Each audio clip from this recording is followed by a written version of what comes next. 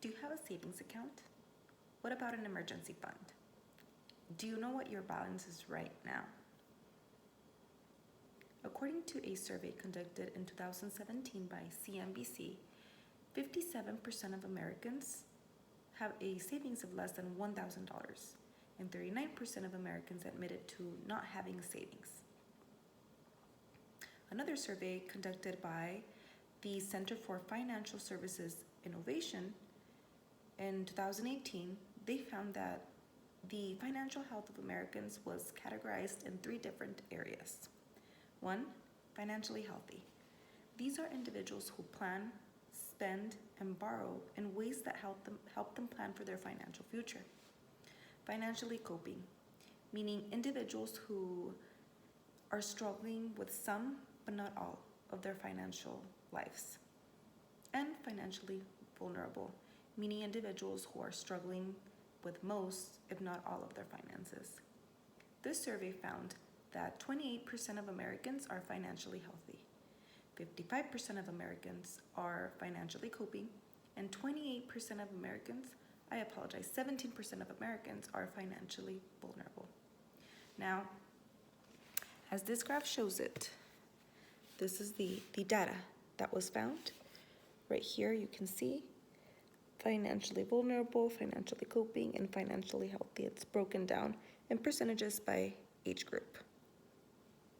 Now, in researching about this topic, I found that it's actually quite simple to start a budget. It's as easy as setting goals, determining your income, your expenses, and then simply creating your budget.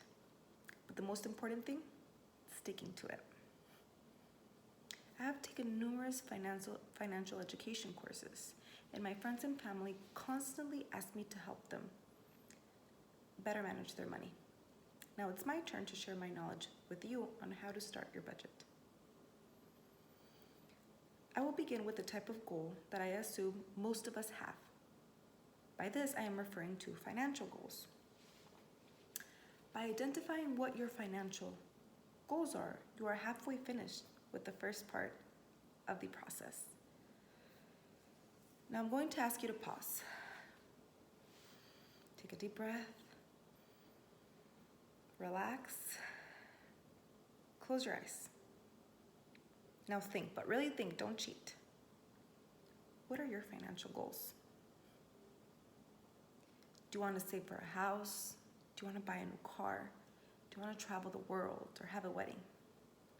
Whatever your goal may be, I am sure it is nothing short of amazing. Now think about it for a moment. When do you want to accomplish these goals?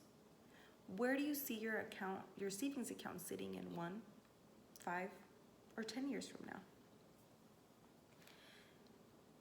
Now that you know, because I'm sure you know, what you want and when you want it, it's time to put it down on paper. I recommend that you get yourself a notebook, a nice one if you can, and on the front, write financial planner. Now I want you to train yourself to see this notebook as an important document and treat it just as you would any other important document. Think about this notebook as a contract with yourself. So now that we have identified and written down our goals, it's time to move on to the second step of setting a budget. And it's as easy as determining your income and your expenses. Now, there are multiple ways that you can do this. The way that I like is on a piece of notebook paper, writing a line down the middle. On one side, writing income, on the other, writing expenses. Now, make sure to write all of your income on a given month. On the other side, write all of your expenses. You can also do this using an Excel spreadsheet. Make sure to include all of your income and all of your expenses. Don't forget utility bills and credit card payments. Now we have identified our financial goals, our input and output of money.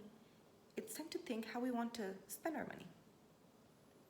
I like to think of my budget as my spending plan, knowing how much money I have where it needs to go, and how much money I have left over gives me power over my personal finances. Now, if you have credit card debt, I would recommend that you pay off your debt prior to acquiring more debt. Example, credit cards.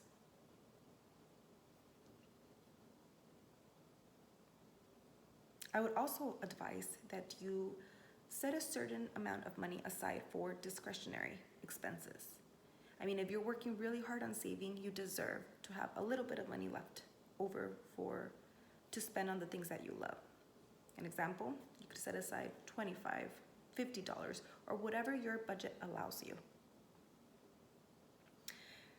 Now, in order to have money to save at the end of the month, expenses should be less than your total income. And you know, I understand. It's easy to get carried away when you see something that you really like. But do your best to not act out of emotion and think about your financial goals for the future.